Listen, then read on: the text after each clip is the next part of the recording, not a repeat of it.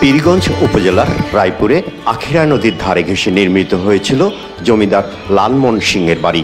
তার মৃত্যুর পর দেশ বিভাগের আগে দুই ছেলে মুরালী সিং ও বদি সিং ভারতে চলে যান, আর কনিষ্ঠ ছেলে বীরেন সিং জমিদার বাড়িতেই থেকে যান। পরে তিনিও চলে যান ভারতে। লালমোহন সিংয়ের 1900 বিঘা জমি পড়ে থাকে পীরগঞ্জ সহ উত্তরের জনপদের বিভিন্ন এলাকায়। পরে জমিদার বাড়ির দেখাশোনার দায়িত্বে নিয়োজিতরা এই বিশাল সম্পত্তির মালিক বনে যান। দেশ স্বাধীনের পর এই জমিদার বাড়ির ভিটাটুকু দখল করে নেওয়ার প্রক্রিয়া শুরু হয়। যথাযথ রক্ষণাবেক্ষণের অভাবে বর্তমানে নিচ্ছিন্ন হতে বসেছে জমিদার বাড়ির ঐতিহ্য। দর্শক, আপনারা এরকম আরও ভিডিও পাবেন 24 এর আলো.com-এর সৌজন্যে। সকলকে ধন্যবাদ।